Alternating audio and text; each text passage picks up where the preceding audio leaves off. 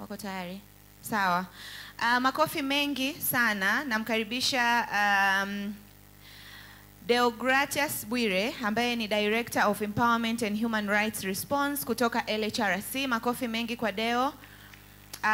Judith Mombeki, Senior Research Officer Learning kutoka BBC Media Action. Makofi mengi kwa Judith. Abela Bateyunga, Ismail sitting. Okay, Ziada.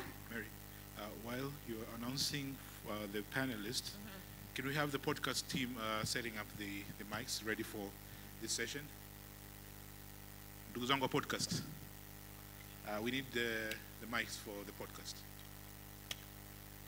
Yeah, can proceed. Okay. Wa mwisho ni Ziada Seukindo, yeye anatokea Jamii Africa, ni Head of Programs. Karibu sana Ziada.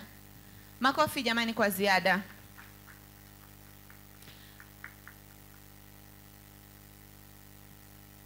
Sawa sawa. Sasa kabla hatujaanza nilitamani wote tuangalie video mbele yetu. Technical team, can we play that video? Mtazamo wa jamii ulikuwa unaamini kwamba mtu yote mwenye ulemavu hasa asiyeona hawezi kuwa msaada wote katika jamii. Kwa majina yangu naitwa Siwema Kilienyi, natokea mkoa wa Iringa. Ni mwanafunzi ninayesomea kada ya walimu. Mimi ni binti asiyeona. Baada ya kumaliza kidato cha 4 nilipata ujauzito. Sasa katika kile kipindi cha kumlea mtoto nililazimika kuzifanya kazi ambazo mwanzoni sikuzizoea. Zinahitaji sana macho lakini nilipambana nazo. Kwa kipindi kile ndio niliona kama kwa kweli ningekuwa naona ningeweza kuyafanya haya mambo, lakini kwa nini sioni? Kwa muda mwingi nilikuwa nafanya shughuli ambazo zilikuwa zinanitia changamoto kidogo, lakini baadaye nikashukuru kwa sababu zile shughuli zilinitia ujasiri na kujiona kwamba kumbe mimi mwenyewe naweza nikapambania maisha yangu. Mpaka sasa nipo chuo kikuu mwaka wa 2.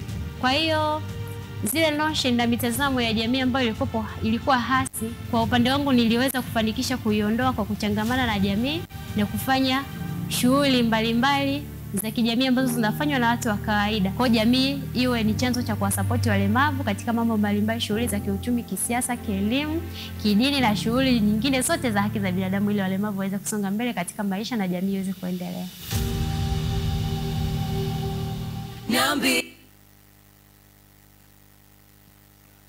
Yeah, it's done. You can get back to your seats. Baada ya kutazama video hii, natamani wote tujiulize, hivi kwa hapa Tanzania ni mara ngapi vyombo vyetu vya habari vimekuwa vikieleza hadithi kama hizi za Siwema ambazo zenye kutia nguvu na matumaini? Na mara ngapi tumekuwa tukiwapa jukwaa watu kama Siwema, si kwa huruma lakini kama wahusika wakuu wa mabadiliko, as change makers in the community. So nimefurahi kwamba tumeweza kupata huo mfano kwa pamoja. Kabla hatujaanza kujadili mada yetu, ni kwa namna gani vyombo vya habari vinaweza kuwa kichocheo cha mabadiliko chanya katika jamii na kuleta manufaa kwa umma. Tuko tayari? Biro? The podcast set? Tuko sawa?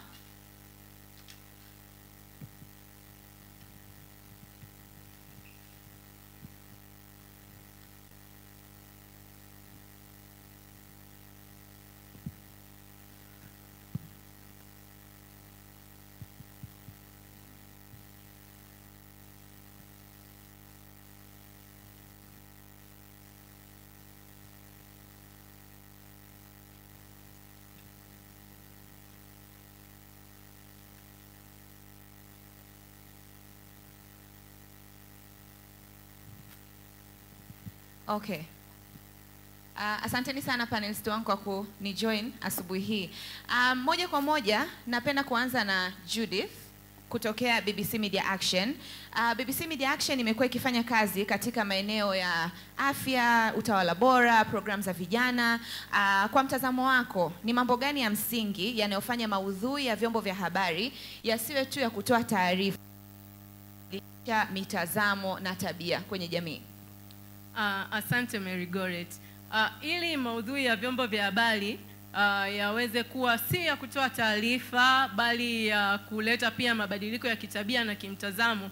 Nadhani jambo kuu la kwanza linalopaswa kuzingatiwa na wale watayarishaji wa maudhui ni ufahamu wa kina kuhusu ile hadhira ambayo inalenga kupeleka yale maudhui. Na hapa nitatolea mfano halisi kupitia BBC Media Action.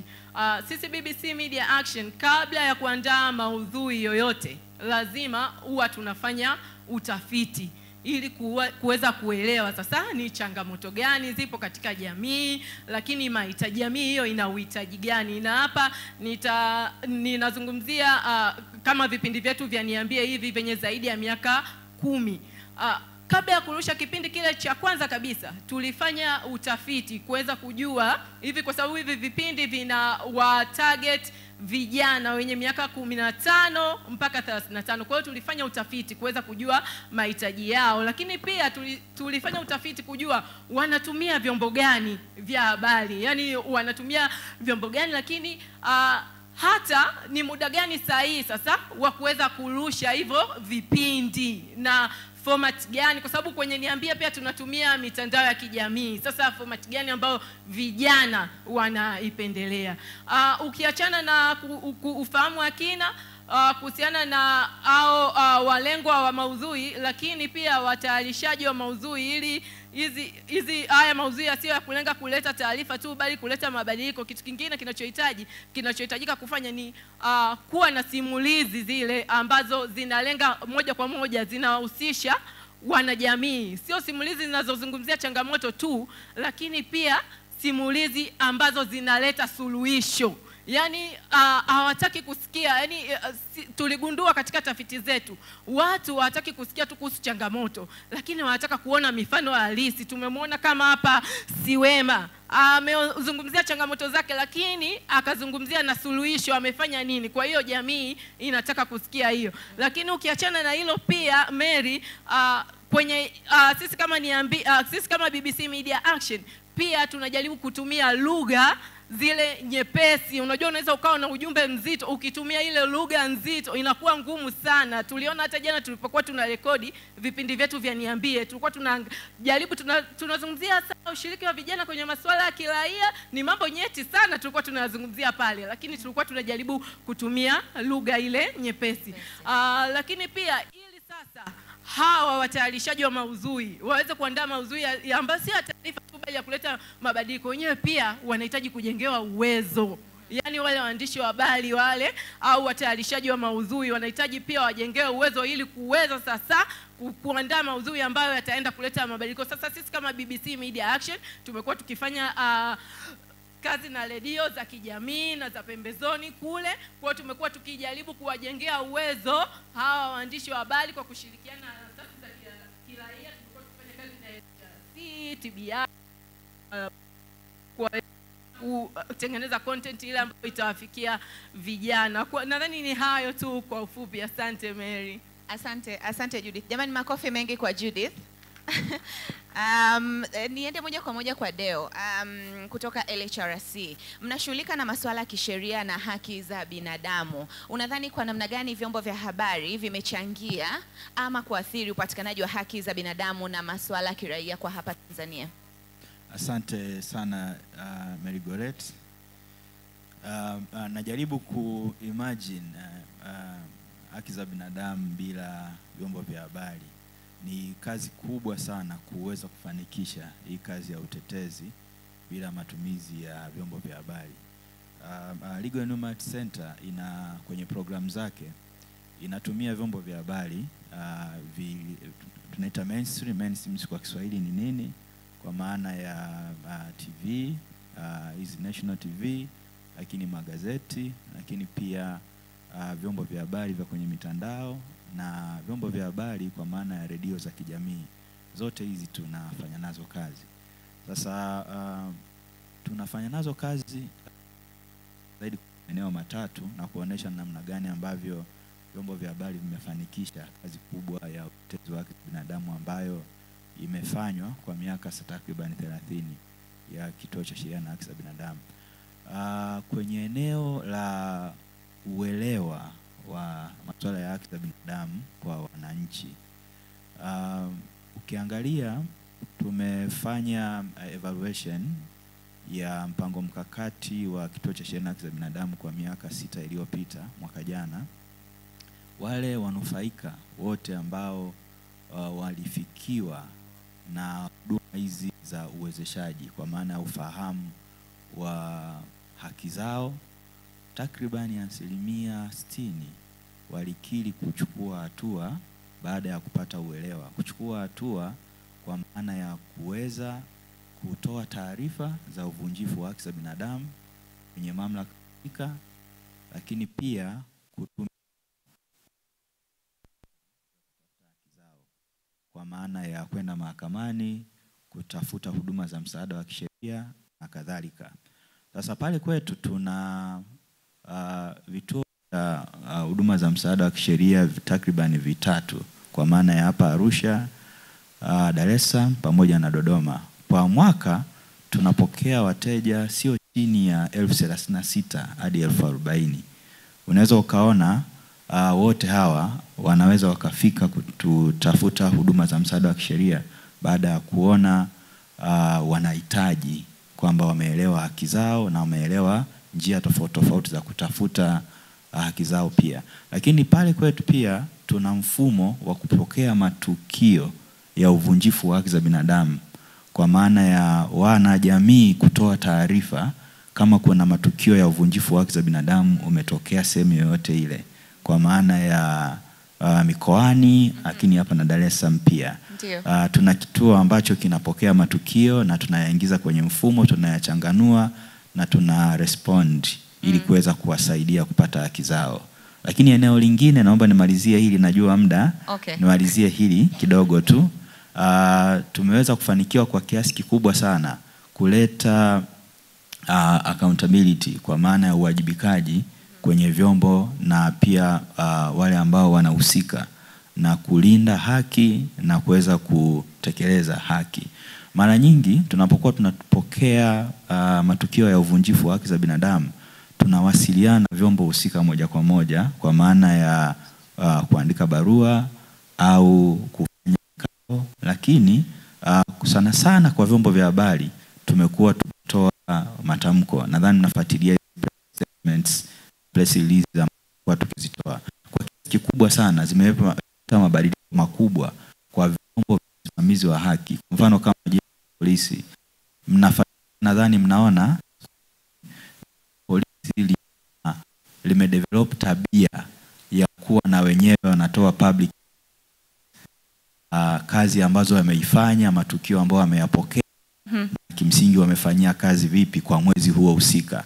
Nyingine pia wamekuwa wakitoa statements ambazo zinaainisha kwamba kuna watu fulani tumewakamata, tunawashikilia, ambavyo tofauti na zamani mtu anaweza akakamatwa hata amjui kama amekamatwa. Kwa kiasi kikubwa siku hizi kuna mabadiliko hayo, kwamba tunajua mtu fulani ameshikiliwa kituo cha polisi Central au kituo cha polisi wapi. Hiyo ni kutokana na tunaotoa wa uvunjifu wa haki na usimamizi wa haki mbovu ambao umewepo kupitia vyombo vya habari tunapokuwa tunatoa matamko na vitu kama hivyo.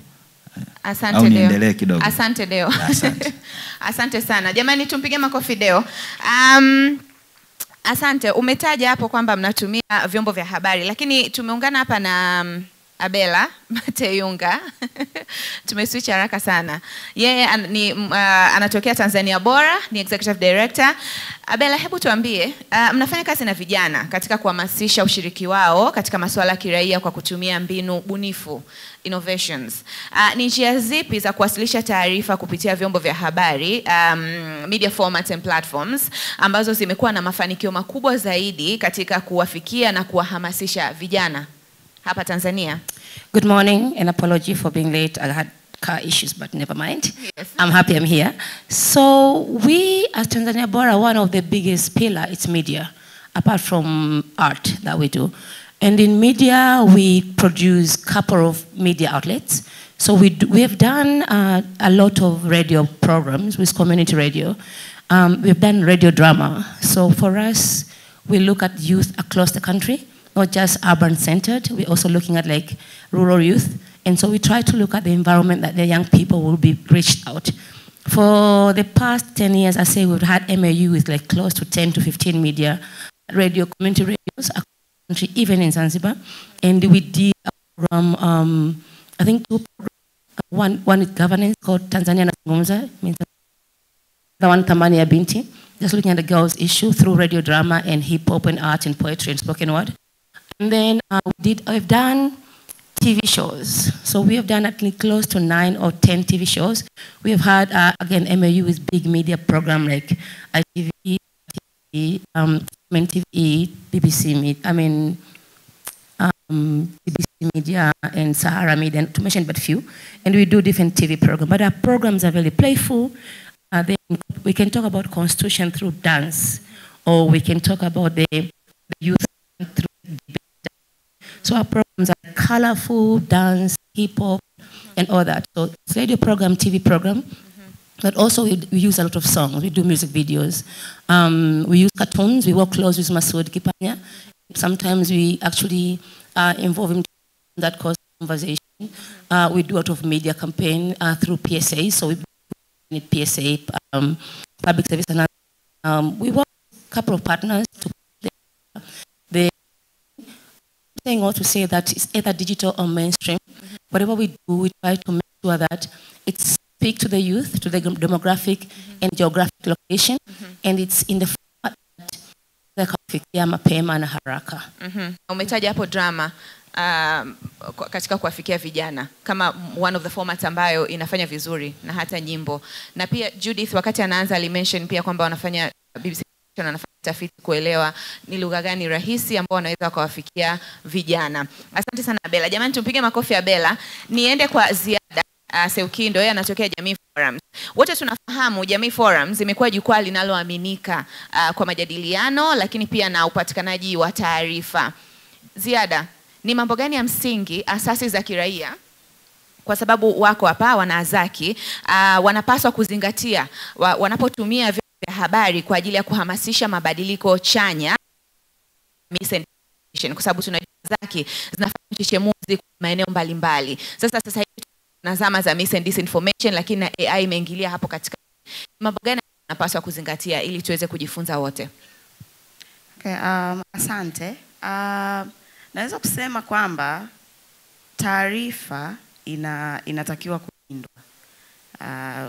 Tunaposema disinformation, hizi zote ni attacks kwa information. Kwa taarifa inalindwa, na taarifa inalindwa kwa namna mbalimbali.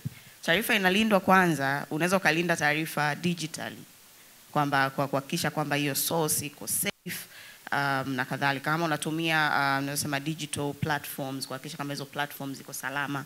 We have seen a wave ya unauthorized access ilipita hapa juzi. Kuna I maybe civil society hatakuwa victims ile wave, ilikuwa ni maybe government, some media personnel, lakini kuna hiyo. Lakini pia taarifa inalindwa kwa evidence. Tunaposema disinformation will work against you if you do not have evidence ya kile ambacho umekifanya. Kwa hiyo we need to have evidence, kwa sababu only one content inaweza ikaondoa credibility yako yote ambayo umeijenga kwa muda mrefu. Lakini pia tunapotumia vyombo vya habari kufanya advocacy, pia inabidi tujue kwamba we have to protect our sources. Na tunaposema protection of sources, simaanishi kwamba source iwe anonymous. We have seen hii video hapa na ameonekana musika, ameonekana vizuri, lakini how do we protect huyu source after hiyo taarifa imetoka? Kwa sababu we know huwa kuna msigishano kati ya sauti huru na mamlaka, au sema kuna mifumo ya udhibiti wa sauti huru. Kwa hiyo we have to make sure kwamba kama tunataka kufanya storytelling kuitumia na tunatumia vyombo vya habari, we have to make sure kwamba we protect our sources, so that is the only way we can protect ourselves. Lakini pia also inapokuja masuala ya disinformation, misinformation, mara nyingi hivi vitu vinapata nafasi pale ambapo hakuna taarifa. Yani misinformation ina work best kukiwa hakuna taarifa. So we have to make sure kwamba we inform as much as we can. Tuna taarifa hizo kama Azaki, tuna taarifa nyingi sana. Let's make sure kwamba tunaziweka ziwepo, kwa sababu watu watasema something against you, lakini if the truth was already there, sio rahisi kuaminika. Lakini kama hakukuwa na chochote, ina maana kuna ombwe na disinformation inaweza prevail. Asante sana. Jamani, makofi mengi kwa Ziada. Nitakuja kwenu audience shiriki humu ndani kwa ajili ya kuuliza maswali, kutoa maoni, lakini kabla hapo Ziada ametaja evidence, amesisitiza sana kwenye evidence. Hata Bella na Deo wametaja kwa kifupi. Judith, hebu tuambie kidogo BBC Media tafiti na maoni ya wasikilizaji ili kuhakikisha maudhui yanawafikia na kugusa kikamilifu makundi yote kwenye jamii, ikiwemo watu wenye ulemavu, wanawake, vijana na makundi ya pembezoni. Asante Mary Goreti. Kwa upande wa BBC Media Action, kama nilivyosema pale awali kwenye utangulizi, sisi tunaamini sana katika matumizi ya tafiti ili kuweza kuwaelewa audience wetu.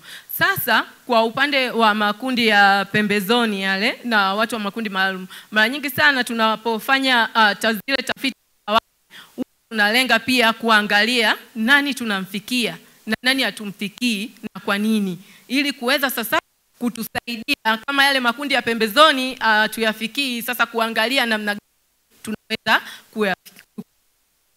Tena na hiyo pia huwa tunatengeneza kitu tunaita audience profile, na jaribu kutafuta Kiswahili kizuri cha hiki. Yaani kwa mfano tunapopata zile taarifa zetu tunatengeneza sasa wasifu, ni wasifu. Tunatengeneza wasifu wa makundi tofauti tofauti. Mfano tunaweza tukasema huyu labda huyu ni msichana, ana miaka 18, yuko kijijini, lakini hana uwezo wa kupata access ya simu ile, maana sisi pia vijana tunatumia mitandao ya kijamii kuwafikia. Kwa hiyo tukishaona hii huyu mtu yuko kwenye kundi hili, maana yake tunaangalia sasa huyu mtu wa kwenye kundi hili tunaweza kumfikiaje. Na hapa mara nyingi sisi tunatumia zile redio za pembezoni kule ambazo zinafanya kazi za kijamii, redio za kijamii, ili kuweza kuwafikia watu kama hao. Lakini pia ukiachana na hiyo, sisi BBC Media Action pia tuna community outreach. Kwa hiyo zile sehemu hata kuna sehemu unafika hata redio haifiki, ndugu yangu, haifiki kabisa. Kwa hiyo tunatumia zile community outreach events ambazo pia tunafanya kwa kushirikiana na watu wa serikali waliokuwa sehemu ile, lakini pia na hata asasi za kiraia zilizokuwa pale. Lakini ukiachana na hayo, kuyafikia makundi haya pia tunahakikisha sauti zao zinasikika kwenye vipindi. Kwa hiyo akijisikia pale wanaona okay, hiki kitu pia kinatuhusu. Na ukiachana na hilo pia, na yenyewe pia tunaendelea kufanya mara kwa mara, tunaendelea kufanya utafiti kuweza kujua kweli hata kama tulifanya ule utafiti wa awali, baada ya kurusha vipindi tunaanza, mazingira yanabadilika kila siku, mambo yanabadilika kila siku.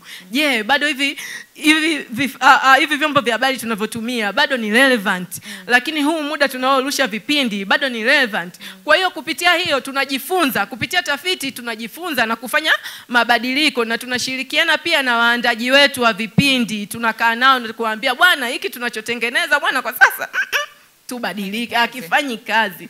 So hivyo ndivyo namna tunavyofanya. Asante Judith. Deo, asasi za kiraia zinawezaje kuhakikisha kwamba shughuli zao za uchechemuzi kupitia vyombo vya habari zinaleta ushiriki endelevu badala ya uelewa wa muda mfupi tu? Kwa sababu mwanzo ulitaja hapa kwamba kuna zile labda press release zinatolewa kuelimisha wananchi, lakini inakuwa ni uelewa tu, just short lived term awareness. Lakini inawezaje kuwa ushiriki endelevu kupitia vyombo vya habari? Swali zuri. BBC Media Action kwa mfano ametuelezea Judy hapa wanavyofanya mpango wao wakati wanataka kuwasilisha ujumbe kwa jamii. Mimi ningeenda na hiyo, na kiukweli hata sisi pia kama Kituo cha Sheria na Haki za Binadamu tunafanya hicho kitu. Wakati unataka kupeleka ujumbe kwa jamii kwa kutumia vyombo vya habari, kwanza kabisa lazima ujue ni mabadiliko gani unataka kuyafanya kwenye jamii husika. Ili basi wakati unajadiliana na vyombo vya habari uweze kujua ni kitu gani, kwa maana ya ile content. Hivi content kwa Kiswahili ni nini? Maudhui. Maudhui.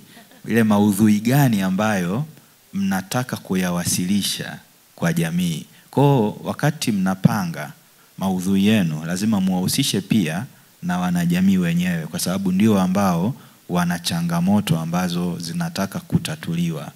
Kuliko kupanga tu mada zenu alafu mnaenda kwa jamii, mnaweza msikute kwamba mmelenga yale matatizo ambayo mko nayo. Kwa ni vizuri kupangilia maudhui ambayo mnataka kuyawasilisha kutegemeana na changamoto ambazo mnataka kuzitatua katika jamii husika. Na mnatatua kwa design gani? Je, mtawashirikisha pia wao katika hivyo vyombo vya habari ambavyo mnatumia, au mtaenda nyie wenyewe tu? Kuna wadau wengine ambao wanachukua tu huyu mtaalamu, anaenda kwenye chombo cha habari, anaanza kuelezea jambo fulani ambalo limetokea kwa jamii husika huko ndani ndani. Yaani hajui vizuri sana hata chimbuko lake, kwamba jamii ile kwa nini ina ile changamoto. Lakini kumbe mngewahusisha na wanajamii wenyewe waje pale kwenye chombo husika, wangeweza kutoa vizuri context kwa muktadha kwamba ni kwa nini jambo hilo liko kule, na ukuweza pia hata kusuggesti kwa kushirikiana na huyu mtaalamu namna gani ambavyo mnaweza mkafanyaje mkaliaddress au mkafikisha ujumbe. Kwa hiyo jambo kubwa sana nadhani ushirikishwaji wa jamii husika kwa matumizi ya vyombo vya habari ambavyo mnataka kuwasilisha mada, kwa maana ya kuleta mabadiliko ambayo nyinyi mnakuwa mnatarajia kuyaleta, ili basi muweze kufikisha ujumbe ambao mmeutarajia. Asante sana Deo. Kwa content planning ni muhimu sana. Ni muhimu sana. Asante sana. Umetaja kwamba wasitengeneze maudhui kwa kubuni wenyewe kwamba hiki ndio kitu ambacho kinahitajika, bali waweze kuwahusisha moja kwa moja jamii wakati wa kutengeneza maudhui. Naenda kwa Abela. Ni mambo gani kama TBI ambao mmejifunza kuhusu kuwashirikisha ama ushirikishaji wa vijana katika kuandaa maudhui, yani kubuni maudhui pamoja nao, kwa pamoja nao, na sio kuwabunia nyinyi alafu mnapeleka tu kwa ajili ya kurusha? What are the biggest lessons? Inaanza na tafiti. Lazima uongelee pain points, issue ambazo zinawahusu. La sivyo utapiga nje, si ndio? Vijana wanataka kuongelea yale ambao wanataka kuongelea, lakini katika majukwaa ambayo wangependa kuyazungumzia. Kufanya tafiti ya mambo ambayo yanawahusu, fanya tafiti ya majukwaa ambao wanatumia, lakini pia tafanya tafiti ya format ambao wangependa ujumbe huo utoke, si ndio? Kwa hiyo lakini cha pili, tujifunze kutokuwaongelea vijana kama vile wenyewe hawajui issue zao. Si ndio? Lakini pia co-create program, tengeneza nao, usisubiri kuwatengenezea ukawapelekea. Inakuwa haipokeleki. Hebu tupitishe kidogo kwenye kutengeneza pamoja nao. Mchakato ukoje? Kwa sababu asasi za kiraia wako hapa wanakusikiliza. Kutengeneza nao inamaanisha nini? What does that mean? Let's say una program au una idea, si ndio? Ita vijana waulize ili wazo unalionaje? Mngekuwa mngefanyaje? Lakini pia wakusaidia kutengeneza wazo, mchakato, strategy, issues, afu waulize mngepeleka wapi? Mngependa kusiroa kwa nani? Mngeongeleaje? Kwa hiyo mnatengeneza pamoja, mnaalika watu pamoja, mnatafuta jukwaa pamoja, mnashiriki pamoja mpaka mnakuja kutengeneza either ni content ya mara nyingi we were shocked. Kuna kipindi walifanya short film ambayo kawaida huwezi kufikiria. Kuna kipindi walifanya animation. Umeelewa? Kuna wakati wanafanya TikTok challenges. Like me and you, Mary, we won't think about these things. Unaelewa? Wakati mwingine wanafanya of course social media conversations, lakini hata ukisema radio program au TV program wanaita games, sio na hip hop competition. So inabidi tujipange humo, la sivyo tutaanza kuongea mambo yetu, tunaongelea vijana. Hata wakimleta kiongozi, hata kama ni kiongozi, I saw the other time walikuwa wanaongea na mfano Ridhiwani anakuja katika level ya vijana kabisa. Yeye ndio waziri wao, lakini haji na zile suti na tie, anakuja katika level ya vijana. Kwa hata dialogue zao, hata kama wakiamua kama anavyosema just kwamba ni physical meeting, hata kama ni physical meeting, sio ya kawaida. It's a very different way. So I think the moment we stop thinking kwamba we know, young people know their issues. Yeah. Vijana wanafahamu their issues and they actually have idea of how they want their issue to be solved. Wanatafuta ni majukwaa, opportunity na sehemu sauti zao zisikike ili waweze kufanya maamuzi sahihi. And finally, tuwafundishe vijana tabia, tuwashirikishe vijana jinsi ya kutengeneza tafiti ili waweze kuongea kwa taarifa sahihi kwenye majukwaa sahihi ili waweze kupata matokeo sahihi. Asante sana. Umezungumzia hapo storytelling. Kwa namna tofauti through films, songs and everything. Ziada, tunataka kwenda mbali zaidi kutumia haya majukwaa ya kidijitali. Kwa namna gani tunaweza tukatumia hizo digital storytelling kwa ajili ya kushawishi sera? Kujadili masuala ya elimu ya uraia, kwa sababu unakuta hapa kuna asasi za kiraia zinafanya hayo mambo. Tunawezaje kutumia hizo digital storytelling kushawishi kwa upande huo? Okay. Actually, moja ya gaps ambazo zinakuwepo mara nyingi kwenye simulizi ambazo tunafanya Zaki, vyombo vya habari, wadau wa habari, ni kwamba we always show the problem, tunaonyesha tatizo, lakini uhusiano wake na mifumo ya kisera, ya kisheria inakuwa ina miss. Na sometimes simulizi zetu zinaweza zikatumika kwa kuwa mtaji wa kisiasa. Yani unaweza ukasimulia tatizo la let's say binti amepata tatizo and then akatokea mtu akaenda akamsaidia yule binti.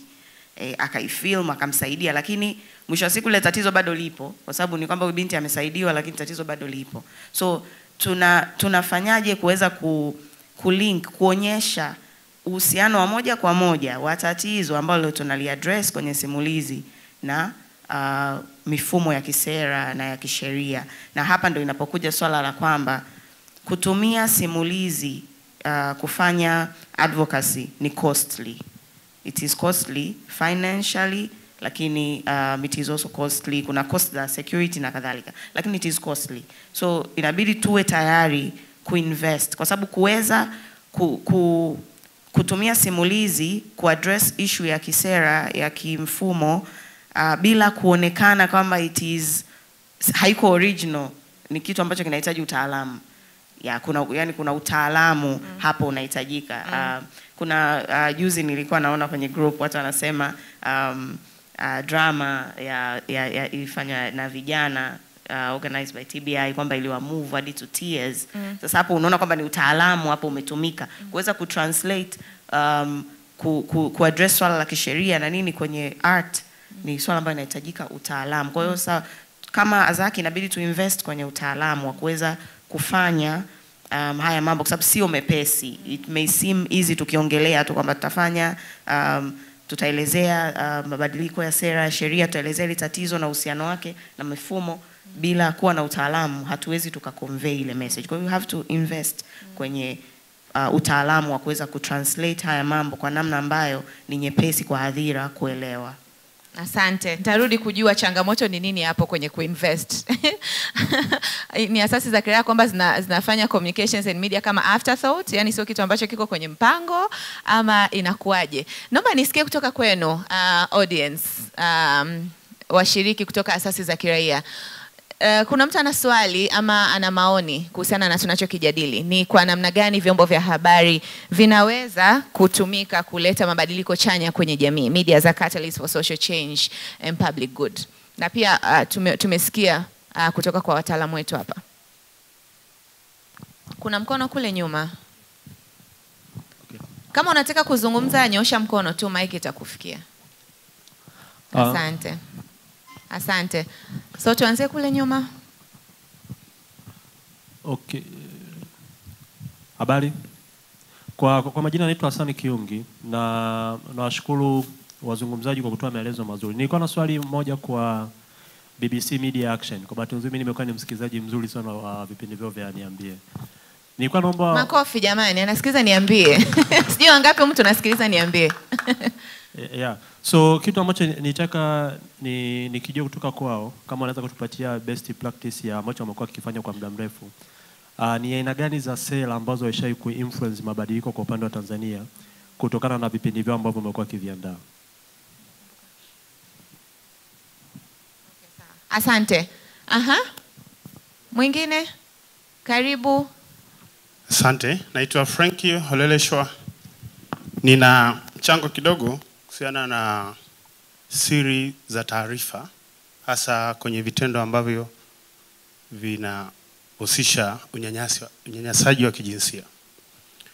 Kumekuwa kwenye jamii ninayetoka mimi, unaweza ukatoa taarifa au mkapata taarifa vyombo vya habari kuhusiana labda na kubakwa, kulawitiwa kwa watoto, mkaipeleka moja kwenye media, lakini yule aliyetoa taarifa baadaye anakuja kupata shida kwenye jamii. Kwamba wanamchukulia kwamba ni msaliti ama ni mtu mbaya, kwamba amewaletea watu shida kwenye ile eneo. Manake wanapatana na mpaka kutengwa wakati mwingine na kupitia kwenye mazingira magumu. Manake nini? Kuna taarifa zinazotolewa za vitendo vya unyanyasaji wa kijinsia. Na media imekuwa wakitumika pengine na sijui na wanasiasa kueleza taarifa walizotoa na baadaye watu wanashughulikiwa sana. Jambo la pili ni kwamba kuna baadhi ya vyombo vya habari vimekuwa vikitoa taarifa kuhusiana na jamii au taarifa za watu ambao hawana uhakika navyo. Kwa mfano, kuna chombo kimoja cha habari kiliripoti kuhusiana na namna Wamasai wanajenga nyumba kwa kutumia mavi ya watu, nimetumia Kiswahili kibaya, kinyesi cha watu na ng'ombe. Kitu ambacho hakiwa na ukweli. Yaani hawakutafuta taarifa ya ukweli la lile jambo kabla ya kuripoti. Maana yake ukija ukipata taarifa kama hiyo kwenye mitandao au kwenye hicho chombo cha habari unakidharau au pengine unakiona kama hakina maana tena. Kwa hiyo ninafikiri kuna haja ya kuangalia hilo kwamba vyombo vya habari viwe vinatoa taarifa ambavyo vimefanya utafiti wa kweli. Asante. Kuna mkono hapo mbele kwa kaka pale, tuje kwa dada Neema hapo. Asante. Kwa majina naitwa Shakira Zaidi. Mimi ni by professional ni journalist. Kuna kitu nilitamani sana kuuliza.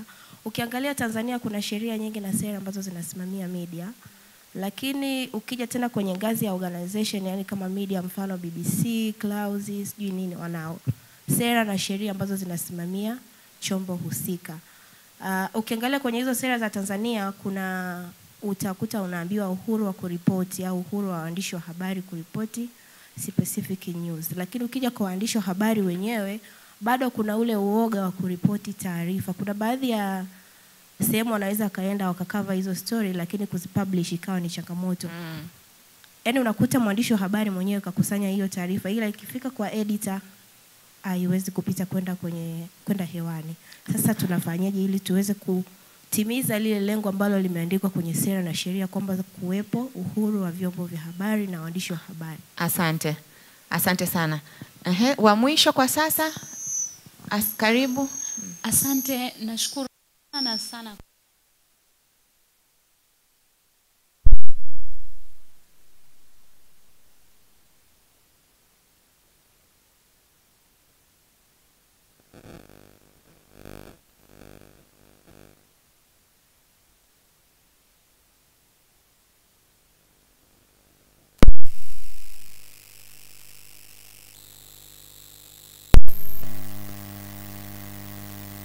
Labda kama kuna tools ambazo mnatumia kuweza ku-fact check information mbalimbali.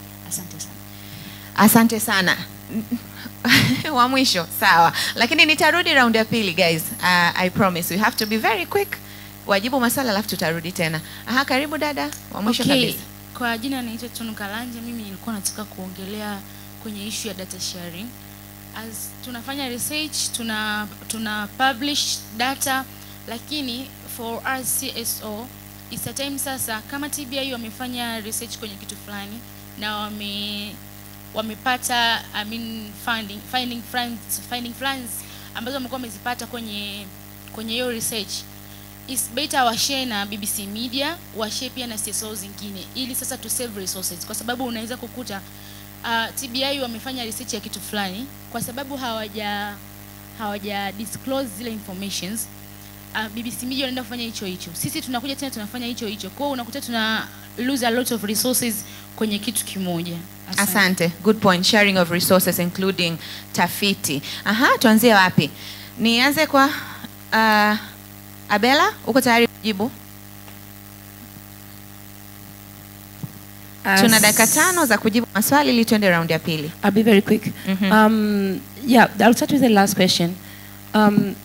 It's very unfortunate kwamba hatuna sehemu ambayo iko centralized kwa ajili ya kushare information kwenye CSOs. Kwa hiyo tunafanya kila mtu anafanya individual efforts. Hata thematically, ukisema kwenye masuala ya governance au kwenye masuala ya WASH au kwenye masuala ya education. So I think that's a very good idea. If we could find a centralized space ili tuweze kuzuia urudiaji wa juhudi. Lakini challenge iko hapa. Siku hizi kwenye kufanya tafiti lazima kuna kibali. Si ndio? Pale tunapopata shida. Kibali kufanya tafiti, kibali kupublish data. Lakini pia kuna visheria fulani hivi ambavyo nategemea una publish data ipi kwa msimu upi, unaona mshika nani. Si ndio? So nadhani pia kuna hizo challenge ambayo hata tafiti zimeingiliwa na censorship. Kwa hiyo sisi kama TBI watu tunafanya internal tafiti kwa ajili ya it's like program based data driven unajua, lakini ukianza kufanya tafiti za kuziachia public kuna technicality zake ambazo wakati mwingine kama wewe sio a research institute kidogo unapata shida. Hiyo ni moja, but I think it's a very good idea. I would just want to cover 2 things and I would stop there. Uhuru wa kuripoti specific news. Tanzania kwenye masuala ya media nadhani pia ziada utanisaidia kwa hili. Tunaingiliwa na the media landscape ni kwamba wakati mwingine wamiliki wa vyombo vya habari wanafanya either ni biashara au wako affiliated na political situation au tunapush agenda za serikali. Umeelewa? Kwa hiyo people would want to push the news au taarifa ambazo zinaingiza pesa au zina push propaganda. Umeelewa? Au it doesn't get them in trouble because everyone want to go back and be safe. So unfortunately, it's very unfortunately, the censorship inatokezea ni kwamba watu wataki kuharibu mpunga au watu wanataka kuendelea kuwa na mahusiano mazuri na wamiliki watu wenye madaraka. So it's a challenge we have, na sio challenge ya mwaka jana au mwaka juzi. It's something that we have to talk about. Like censorship is a big problem. Okay. Nitakuja kuuliza baadaye how does that affect kwenye upande wa kuhakikisha kwamba habari zinafikia wanajamii ama tunatoa kweli matatizo ya kijamii. Ziada, kulikuwa na swali kutoka kwa Neema. Yes, swali lilikuwa linahusu masuala mis and disinformation. Naweza kusema ndo habari ya mjini. Kwa sababu last year kwenye local government elections, kuanzia July mpaka December tulifact check 81 election related stories. Lakini this year mpaka April tulikuwa tumefact check 200 plus election related stories. Kwa hiyo unaona kwamba kuna increase, lakini pia tumeona ongezeko la matumizi ya AI, tumeona so mwisho wa siku we came to realize kwamba hizi disinformation campaigns ni vitu ambavyo vimepangiliwa. Yani ni kazi, yani sio kwamba vina happen by chance, ni kwamba kuna watu ambao ni kazi yao, anaamka asubuhi anaenda kutengeneza maudhui ya kupotosha. Kwa hiyo sisi tunachofanya, kwanza tunafanya media literacy trainings tu kwa wananchi ambao tuna engage nao, lakini hii ni kuwapa tu uwezo kwamba mwisho wa siku don't trust kila unachoona. Na kuna taarifa nyingine zina viashiria, yani ukiangalia tu ni mtu ambaye ukiwa umeelimika, ukiangalia tu unaona hii ina viashiria fulani vya kutokuwa kweli. Yes, lakini pia tuna partner na community radios kuweza kuwapa wananchi elimu, lakini pia kuwaelekeza kwenye nyenzo za kuweza kufanya fact checking. So sisi tuna tool ya kufanya fact checking inaitwa Jamii Check. Kila mtu anaweza kuitumia, you submit information, inafanywa kazi na team ya fact checkers. Lakini pia tunafundisha watu kutumia na tools nyingine. Kwa mfano umeona video, how can you tell kwamba hii imetengenezwa na AI au vipi? Kwa sababu tumeona recently videos zinakuwa za kuaminika, yani zinatengenezwa kwa kiwango cha hali ya juu. And I think tutafika a point ambayo hata tutashindwa kudetect. Yeah. Sasa I think inaenda kwenye parts ambazo kwenye sehemu ambayo inakuwa ni dangerous. Okay. Yes. Lakini kuongezea kuna swali la kuhusu uoga wa kuripoti taarifa. Mimi niseme tu karibuni jamiiforums.com. Tuna tool ya kufanya whistleblowing, inaitwa Fichua Uovu. You can post information there anonymously. Lakini pia kuna information ambayo umeifanya vizuri as a journalist, unaona umeshindwa kuipublish where you are. Karibu jamiiforums.com. We will publish it and take full responsibility for it. Asante. Yeah. Asante sana. Okay. Thank you, Taji. I'm checking my time here. We still have a few minutes to go. Deo, unataka kujibu kuna swali uliuliza pale na dada. Asante. Ziada ameanza kunisaidia kujibu maswali ambayo pia nilikuwa nataka niyazungumzie. Ni kweli kumekuwepo na challenge ya ulinzi wa mtoa taarifa. Tunao sheria ya ulinzi wa mtoa taarifa ni ya mwaka 2015, lakini kiukweli utekelezaji wake umekuwa na changamoto kidogo ya aina ya watu ambao wanalindwa pale wanapotoa taarifa, au hata aina pia ya taarifa zenyewe zinazotolewa. Mara nyingi zimekuwa ni taarifa za makosa ya jinai ambayo zimekuwa, yani unajua kuna zile condition za taarifa ambayo inatakiwa itolewe. Kimsingi mara nyingi inakuwa ni ngumu sana suffice kwamba huyu mtu anaweza akalindwa kweli kama whistleblower au naye pia akachukuliwa hatua. Mara nyingine kumekuwa kuna hizo changamoto pia, na mara nyingine kumekuwepo na utoaji wa taarifa hususan hizi zinazofichua uvunjifu wa haki, kwa mfano kwa mamlaka au viongozi. Hizo kiukweli zimekuwa na changamoto sana katika kuwasilishwa. Sasa mimi naungana pia na Ziada kwamba kuna platforms ambazo zipo ambazo zinaweza kusaidia zaidi katika kutoa taarifa za namna hii, pamoja na vyombo vya usalama kama ambavyo sheria vitambua. Lakini nikimalizia hapo nataka nizungumzie changamoto ya uhuru wa kuchapisha habari. Ni ukweli tumeona kuna changamoto hususani kwa vipindi hivi wa kuchapisha taarifa. Vyombo vya habari tofauti vimekuwa vikichapisha taarifa na vinapewa notice na TCRA. Tumeona hata wiki iliyopita kuna chombo kilichapisha taarifa fulani lakini kikapewa waraka na TCRA kutoa taarifa ile.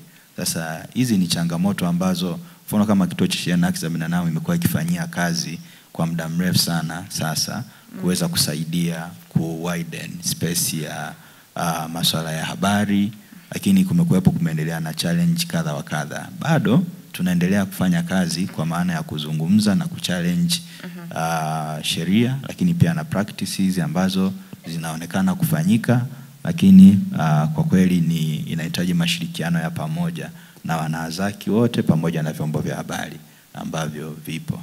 Kwa hiyo tunaendelea kwa kweli, na ni challenges ambazo zimeendelea kuwepo, lakini tutafanikiwa. Asante Deo. Judith alikuwa anataka kugusia kitu. Kuna mtu aliuliza swali la one of the policies ambazo BBC Media Action ilisaidia. Yeah, unajua mimi ni mtafiti Sasa siwezi kusema uongo. Sasa katika hilo bado hatujafanya utafiti kuweza kujua ni sera gani ambazo tumeweza kuinfluence, lakini kikubwa ambacho tumeona ni kwamba Niambie imewapa jukwaa vijana kuweza kufanya mazungumzo yao, kupaza sauti kuhusiana na masuala ya kijinsia.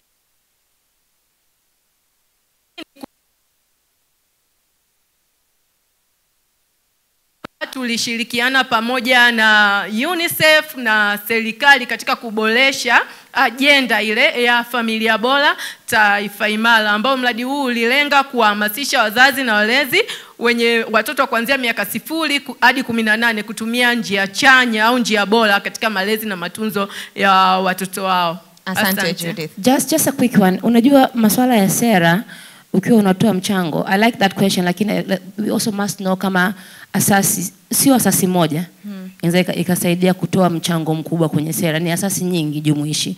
Kwa mfano kama sera ya mwaka jana ya vijana, maendeleo ya vijana ambayo ilikuwa revised, asasi nyingi za vijana zilishiriki.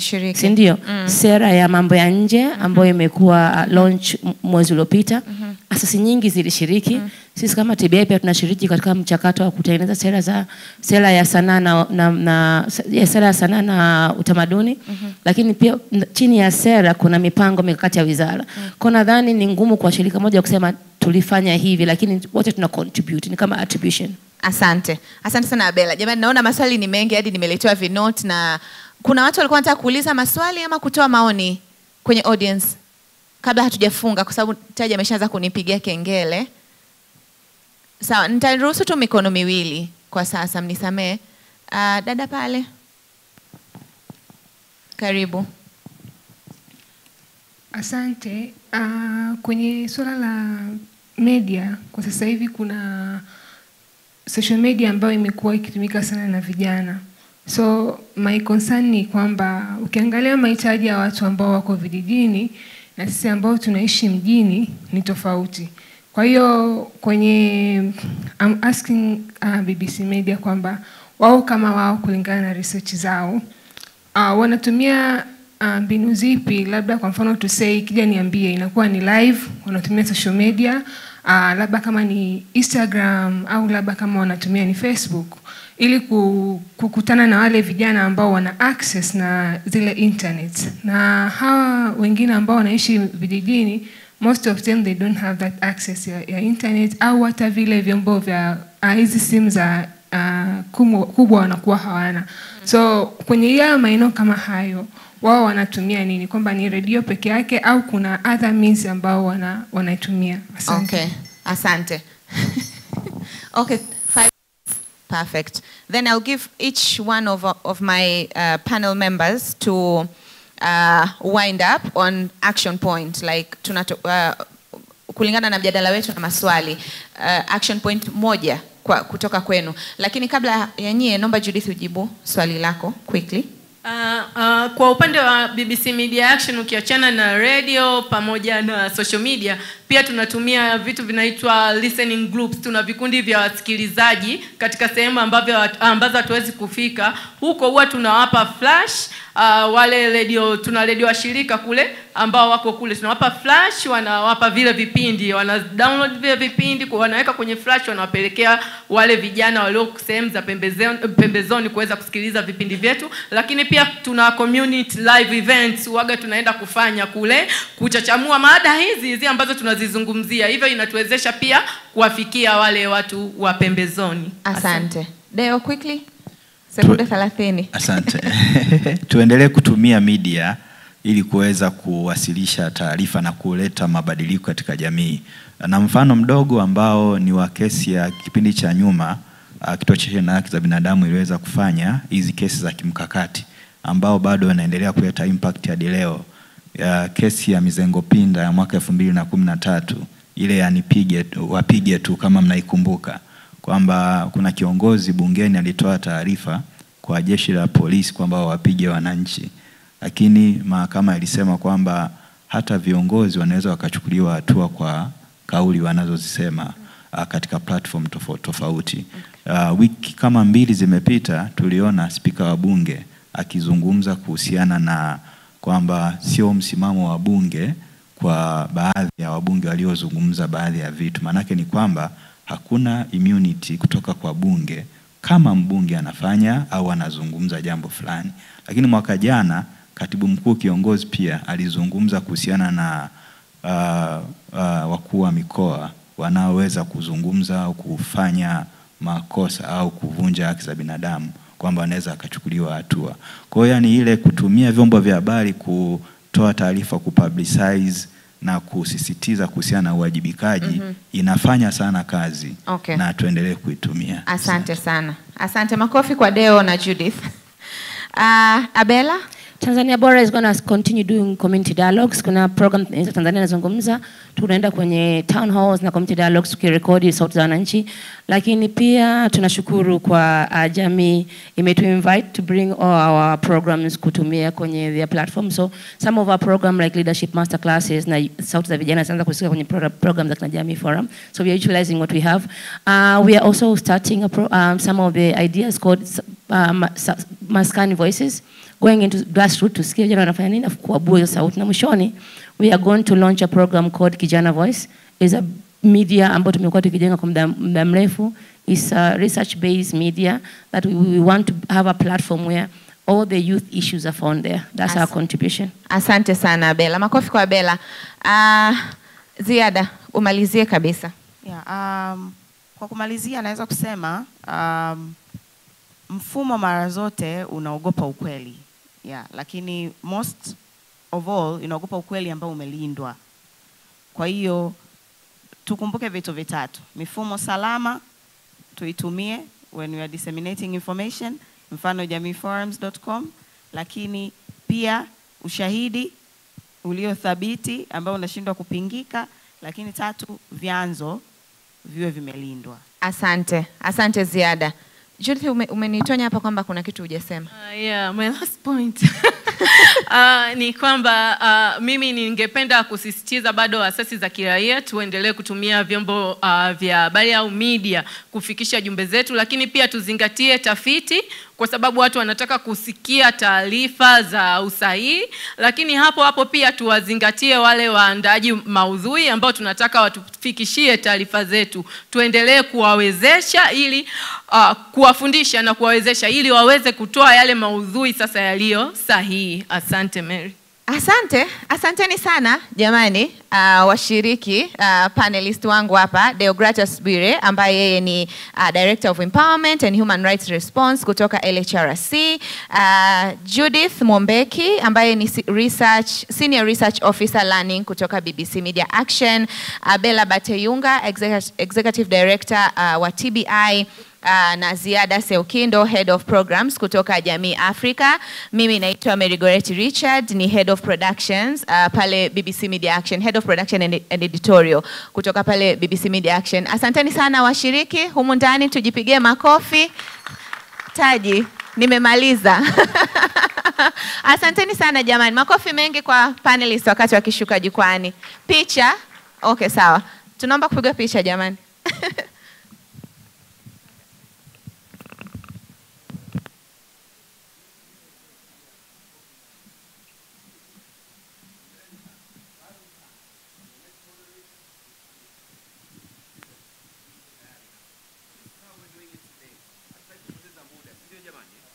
Waste any time. So the next moderator is ready, anaingia, tunapiga kazi. Ambao mnabaki hapa. Lakini kuna sessions zinaendelea Faru na Tembo. Wewe unaenda wapi? Where are you going? Kama unaenda popote. I like that. Kama unabaki. Lakini chai ni baada ya hapa. I'm really sorry I had to really stop some of you guys. Unaenda kupick up your coffee. You know, I just needed us to be a little bit more